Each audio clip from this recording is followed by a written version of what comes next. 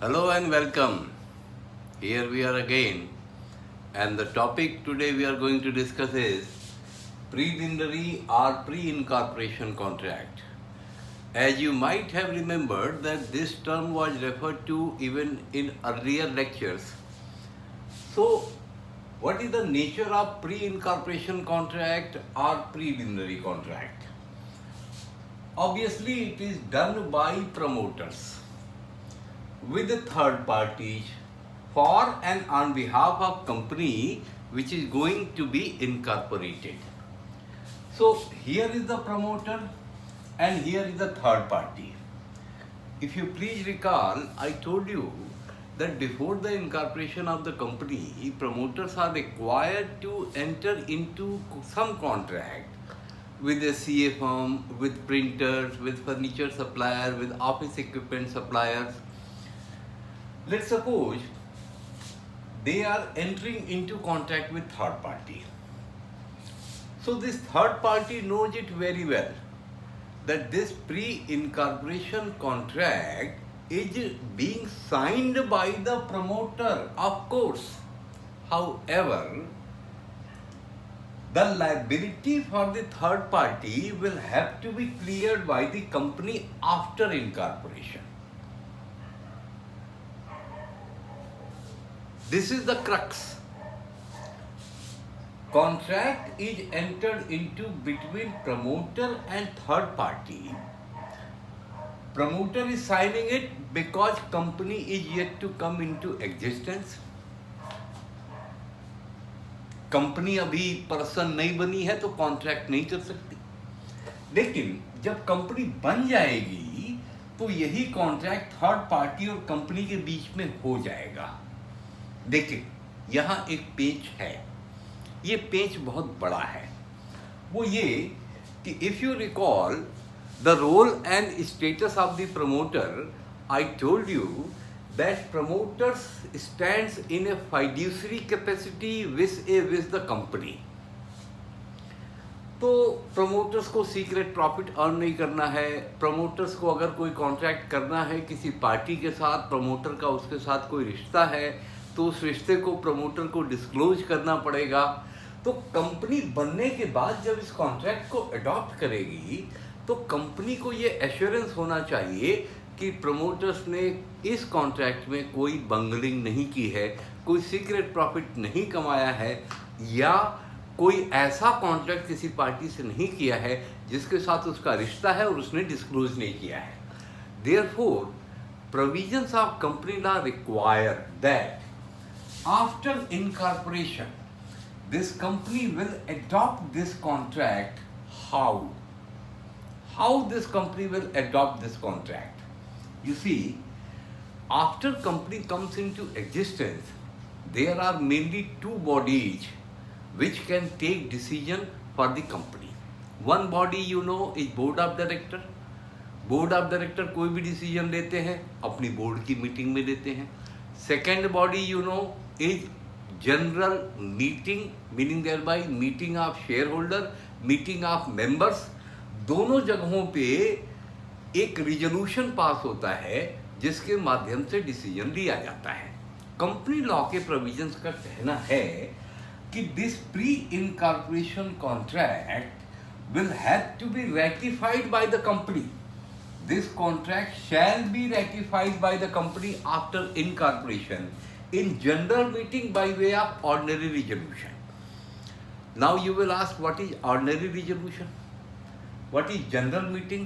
General meeting is meeting of members, और meeting of member में दो तरह के रिजोल्यूशन पास होते हैं, एक तो ऑर्डिनरी रिजोल्यूशन और एक स्पेशल रिजोल्यूशन। ऑर्डिनरी रिजोल्यूशन के लिए सिंपल मेजॉरिटी की ज़रूरत होती है, जैसे 100 लोग प्रेजेंट हैं और सभी लोग वोटिंग दे रहे हैं तो उसमें से रिजोल्यूशन के फेवर में अगर 51 वोट पड़ गए तो वो रिजोल्यूशन ऑर्डिनरी रिजोल्यूशन के साथ पास हो जाएगा। For special resolution, it is required that 3/4 people present and voting should vote in favor of resolution. मतलब क्या है, वहाँ 75% वोटिंग की जरूरत होती है। कंपनी लॉ के प्रोविजंस ये बताते हैं कि किस काम के लिए स्पेशल रिजोल्यूशन चाहिए और किस काम को ऑर्डिनरी रिजोल्यूशन से किया जा सकता है। इस मामले में कंपनी लॉ के प्रोविजंस ने कहा है कि if a company wants to adopt the pre incorporation contract, those contracts which took place between promoters and third party for and on behalf of company, which are preliminary contract, if they are to be adopted by the company, then company is required to pass an ordinary resolution, and by way of passing of this ordinary resolution, this contract will stand ratified, and now this company will enter into contract with the third party. यही contract adopt हो जाएगा और इसका assumption ये है कि अब promoters को रिप्लेस करके कंपनी उनकी जगह पे आ गई है और थर्ड पार्टी को पैसे देने की जिम्मेदारी कंपनी की है। तो अब हम फिर उसी स्टेज पे आते हैं, पहले वाली स्टेज पे, जब प्रमोटर इस थर्ड पार्टी के पास गए, बोले कि साहब कंपनी के बिहाफ पे एक प्री इनकॉर्पोरेशन कॉन्ट्रैक्ट आपके साथ करना है। थर्ड पार्टी का इंटरेस्ट क्या होगा कि देखिए जो आप कह रहे हैं वो तो मैं कर दूंगा, लेकिन मुझे मेरे पैसे कौन देगा। तो प्रमोटर्स का कहना है कि आपके पैसे कंपनी इनकॉर्पोरेट होने के बाद मिलेंगे और कंपनी इनकॉर्पोरेट होने के बाद कंपनी इस कॉन्ट्रैक्ट को जनरल मीटिंग में ले जाएगी, वहां ऑर्डिनरी रेजोल्यूशन पास करेगी और फिर कंपनी आपके पैसे की जिम्मेदारी उठाएगी। यहाँ एक सवाल बड़ा इंपॉर्टेंट कंपनी लॉ की तरफ से भी आया, थर्ड पार्टी की तरफ से भी आया, what if this company has refused to ratify the contract, practically meaning if this ordinary resolution is not passed। अगर कंपनी को पता चला कि नहीं आपने कोई सीक्रेट प्रॉफिट कमाया है या आपने कोई रिश्ता डिस्क्लोज नहीं किया है, या फिर वैसे भी कंपनी ने कह दिया प्रमोटर अब तुम हट जाओ, तुम्हारा हमसे कोई मतलब नहीं है, तुम सेपरेट, हम तो सेपरेट लीगल एंटिटी हो गए, हम तुम्हारे कॉन्ट्रैक्ट को रिकॉग्नाइज नहीं करेंगे, तो क्या होगा। ये एक इंपॉर्टेंट सवाल है कि अगर कंपनी ने इनकॉर्पोरेट नहीं किया, भाई या तो सिंपली कहो कि आज आप कॉन्ट्रैक्ट कर रहे हो और कल कंपनी जिम्मेदार होगी, लेकिन कंपनी लॉ के प्रोविजन के अनुसार बनने के बाद कंपनी खुद में सेपरेट लीगल एंटिटी हो जाएगी, वो खुद डिसाइड करेगी कि वो किस कॉन्ट्रैक्ट को करना चाहेगी, किस कॉन्ट्रैक्ट को नहीं करना चाहेगी। तो अगर कंपनी ने रिफ्यूज कर दिया तो क्या होगा। कंपनी लॉ के प्रोविजंस ने कहा कि if not ratified, if this contract is not ratified, then promoter will be personally liable। क्या कहा मैंने? This contract is required to be ratified so that company can take up the responsibility of pre-incorporation contract. However, if this contract is not ratified in the general meeting by way of passing an ordinary resolution, then promoter will be personally liable। फिर ये contract जो यहाँ आ रहा था, यहाँ तो आया ही नहीं, यहीं का यहीं रह गया। कॉन्ट्रैक्ट पे साइन प्रमोटर्स ने किया है, थर्ड पार्टी तो कहेगी प्रमोटर तुम जिम्मेदार हो मेरी लायबिलिटी के लिए। प्रमोटर कंपनी से पूछ रहा है, कह रहे आप कॉन्ट्रैक्ट को रेटिफाई कर दो ना। कंपनी ने कहा हम नहीं करेंगे, कंपनी के शेयर होल्डर्स ने कहा हम नहीं करेंगे। अब आप ये सोच रहे होंगे कि आखिर ऐसा कैसे हो सकता है। मैंने आपको बताया था प्रमोटर ABCDEFGH थे ना, प्रमोटर्स ABCDEFG थे ना ये लोग, और इन्हीं में से एक प्रमोटर अगर आपको याद हो, बी ने शेयर नहीं लिया, शेयर दिया बी की वाइफ ने। मैंने आपको बताया था प्रमोटर शेयर ले भी सकते हैं, नहीं भी दे सकते हैं। अब आप एक ऐसी सिचुएशन को इमेजिन करो जिसमें ABCDEFGH तो प्रमोटर्स हैं, लेकिन जो शेयर होल्डर्स हैं वो कौन है? IJKLMNOP, मीनिंग देयर बाई प्रमोटर्स कोई और हैं, शेयर होल्डर्स कोई और हैं। ऐसी अवस्था में इन शेयर होल्डर्स की जब मीटिंग होगी तो यही लोग होंगे ना, IJKLMNOP। अगर इन लोगों ने ऑर्डिनरी रेजोल्यूशन नहीं पास किया तो, अगर सोच लिया कि ABCDEFGH ने कॉन्ट्रैक्ट किया था, वो लोग भुगतेंगे, क्योंकि कंपनी लॉ का तो प्रोविजन भी यही कहता है कि अगर कंपनी ने रिफ्यूज कर दिया तो फिर प्रमोटर जिम्मेदार होंगे। तो ऐसा किस सिचुएशन में हो सकता है? जब प्रमोटर्स और हों और शेयर होल्डर्स और हों। हो सकता है उस टाइम पे शेयर होल्डर कह दें कि चलो अब तुमने कंपनी इनकॉर्पोरेट करा दी, अब तुम्हारा हमसे मतलब क्या है, तुम अलग रास्ते पे, हम अलग रास्ते पे। अब क्या होगा? प्रमोटर्स का कहना है कि कंपनी, यार तुमसे इस बेवफाई की उम्मीद तो नहीं थी है। अब दुनिया के सारे प्रमोटर्स ने एक कसम खा ली। दुनिया के जितने भी promoter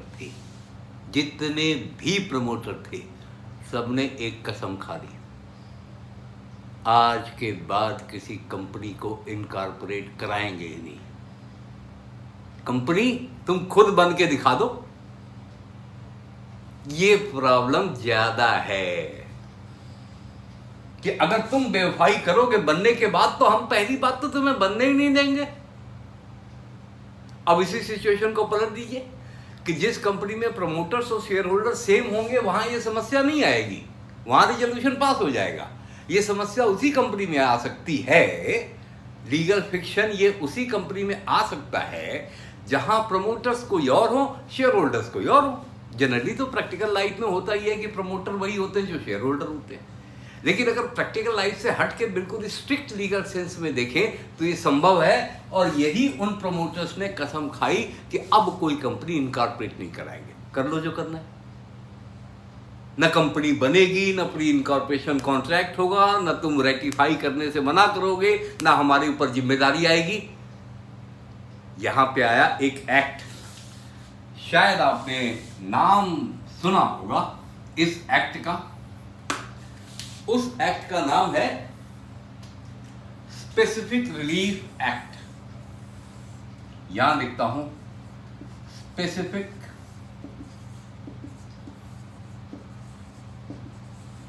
relief act. What this specific relief act said, इसने एक तरह की मजबूरी बना दी। मजबूरी क्या बना दी?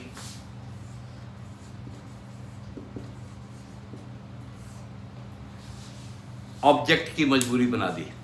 इसका बिल्कुल स्पष्ट रूप से कहना है, if A pre incorporation contract, if A pre incorporation contract was done by promoters, in accordance with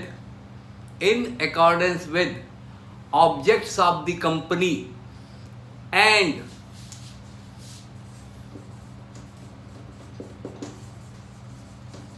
at market rate, if a pre-incorporation contract was done by the promoters for the company in accordance with the object of the company, that too at market rate, then company will have to ratify this contract. Then company will have to ratify this contract. अब company पीछे नहीं हट सकती, मतलब company की मनमर्जी नहीं चलेगी। ये स्पेसिफिक रिलीफ एक्ट आया 1963 में, और उसने कहा कि देखो भाई कंपनी वालों, ये बदतमीजी करना बंद करो कि प्रमोटर अलग और हम अलग और सेपरेट लीगल एंटिटी, और ये बहानेबाजी नहीं चलेगी। प्रमोटर्स कोई अपने घर में नहीं ले गए ये पैसे। If promoters have not earned any secret profit, if promoters had disclosed all their interest with the party to the contract, then there is no बहाना, don't pretend, no roundabouting. Just tell whether this contract was with the object of your company, in accordance with the object of your company. जैसे मान लीजिए किसी company को बनाया जा रहा है और उसका काम है होटल चलाना, उसके मेन ऑब्जेक्ट में होटल चलाना है, और इन प्रमोटर्स ने फर्नीचर खरीदने का कॉन्ट्रैक्ट कर लिया मार्केट रेट पे, इन प्रमोटर्स ने अनाज खरीदने का कॉन्ट्रैक्ट कर दिया मार्केट रेट पे। तो क्या कंपनी बनने के बाद ये कह सकते कि नहीं साहब, हम ये फर्नीचर और अनाज का कॉन्ट्रैक्ट हम रेटिफाई नहीं करेंगे, हम थर्ड पार्टीज को पैसा नहीं देंगे, फर्नीचर यूज करेंगे, अनाज खा के खत्म कर देंगे, और बोलेंगे promoters you are personally liable because you are not ratifying it? ये तो अन्याय है, बहुत नाइंसाफी है, ये बहुत नाइंसाफी है, ये नाइंसाफी न चलने देंगे। स्पेसिफिक रिलीफ एक्ट आया, उसने कहा दो ground. If this pre-incorporation contract was done in accordance with the object of the company and that too at market rate, then company in their general meeting will have to pass the ordinary resolution, will have to ratify this contract, and thereafter company will be liable towards promoters. एक page और है, एक page और है. Promoters are entering into the contract with third party before incorporation of the company. Third party entered into this contract, however, somehow, परंतु किसी तरह ये जो कंपनी इनकॉर्पोरेट हो रही थी ना, इसके इनकॉर्पोरेशन में कोई पंगा फंस गया और आरओसी ने इस कंपनी को इनकॉर्पोरेट करने से मना कर दिया. Meaning thereby, this company which was trying to come into existence did not come to exist at all. Exist ही नहीं हुआ. अब कौन जिम्मेदार होगा? थर्ड पार्टी ने कहा भाई साहब हमने तो आपको चावल दे दिया था, हमने तो आपको सोफा सेट दे दिया था, हमने तो आपको कंप्यूटर दे दिया था, अब कंपनी तो बनी नहीं, रेटिफिकेशन होगा नहीं. मामला फिर वही पहुंचा. कहाँ? रेटिफिकेशन की जरूरत नहीं है, प्रमोटर ने साइन किया था, promoter will be personally liable. इस केस में स्पेसिफिक रिलीफ एक्ट का एप्लीकेशन होगा ही नहीं, क्योंकि स्पेसिफिक रिलीफ एक्ट ने तो ये पूछा था कि कंपनी बन गए, ये प्री इनकॉर्पोरेशन कॉन्ट्रैक्ट तुम्हारे ऑब्जेक्ट के मुताबिक है. जवाब मिला हाँ तो ठीक है, तुमको अप्लाई करना पड़ेगा, तुमको ऑर्डिनरी रेजोल्यूशन पास करना पड़ेगा. But what happens if the company could not get the incorporation certificate from the registrar of company? Then the situation will again go toward the earlier one. When promoter signed the contract with the third party, company could not come into existence, promoter signature is already there. Who will be liable? Promoters will be liable. Company incorporate नहीं हो पाई तो इसकी गलती किसकी है? Promoters की है. Third party को पेमेंट कौन करेगा? Promoters करेंगे. So this pre-incorporation contract is very important. अगर मैं आपको प्रैक्टिकल दुनिया में ले चलूँ तो pre-incorporation contract हर कंपनी करती है. जब आप इनकम टैक्स पढ़ते हैं, profits and gains of business and profession का चैप्टर पढ़ते हैं, तो वहाँ भी ये pre-incorporation contract की अमाउंट आती है. इसको कैसे राइट ऑफ करते हैं ये आता है. 1/5वां हिस्सा इसका हर साल राइट ऑफ होता है. इनकम टैक्स में आपको डिडक्शन भी मिलती है इसकी. कंपनी लॉ में भी ये बहुत इम्पॉर्टेंट कंसेप्ट और प्रैक्टिकल लाइफ में भी इसका प्रैक्टिकल एप्लीकेशन देखने में आता है. इस पे मुकदमे बहुत होते हैं. थर्ड पार्टी को अगर टाइम पे उसका पैसा नहीं मिलता तो थर्ड पार्टी सीधे सीधे प्रमोटर्स या कंपनी के खिलाफ जरूर आर्ग्यू करती है, क्योंकि यहाँ सारे झमेले में एक बात और कहनी बाकी है कि कंपनी को कहा गया अगर ये तुम्हारे ऑब्जेक्ट के मुताबिक है, अगर ये मार्केट रेट पे है तो तुमको अपनी जनरल मीटिंग बुला के इस कॉन्ट्रैक्ट को पास करना ही पड़ेगा. अब जनरल मीटिंग कब बुलाई जाती है ये कंपनी खुद डिसाइड करती है. मान लीजिए कंपनी बन गई, ये कॉन्ट्रैक्ट इसके ऑब्जेक्ट के मुताबिक है, मार्केट रेट के मुताबिक है, फिर भी कंपनी डिले कर रही है. वो कह रहे हैं कि हम अप्रूव कर देंगे, लेकिन जनरल मीटिंग बुला भी नहीं रहे. कहने का मतलब वो वहाँ भी नहीं कर रहे, ना भी नहीं कर रहे, मना कर नहीं रहे, अप्रूव कर नहीं रहे. अनड्यू डिले अगर होता है तो भी थर्ड पार्टी कंपनी के खिलाफ प्रोसीड कर सकती है कि आप एक रीजनेबल टाइम में अपनी मीटिंग बुला करके इस रिजोल्यूशन को पास करिए. तो प्री इनकॉर्पोरेशन कॉन्ट्रैक्ट बहुत इंपॉर्टेंट कंसेप्ट. हम इस कंसेप्ट के आगे बात करेंगे. किस प्रोसीजर की? Incorporation of company. अब हम कंपनी लॉ के कुछ प्रोसीजरल एस्पेक्ट की बात करने वाले हैं. अभी तक हम इनकॉर्पोरेशन के कंसेप्चुअल एस्पेक्ट की बात कर रहे थे. प्रमोटर की डेफिनीशन, प्रमोटर का legal status, pre incorporation contract, remuneration of promoters, ये कंसेप्चुअल एस्पेक्ट थे. अब हम एग्जैक्टली लीगल एस्पेक्ट की बात करेंगे. अब हम चलेंगे कंपनी लॉ के ऑफिस में, रजिस्ट्रार ऑफ कंपनी के ऑफिस में, और कंपनी को इनकॉर्पोरेट कराएंगे. अगले लेक्चर में हम कंपनी को इनकॉर्पोरेट कराएंगे. शुक्रिया, धन्यवाद.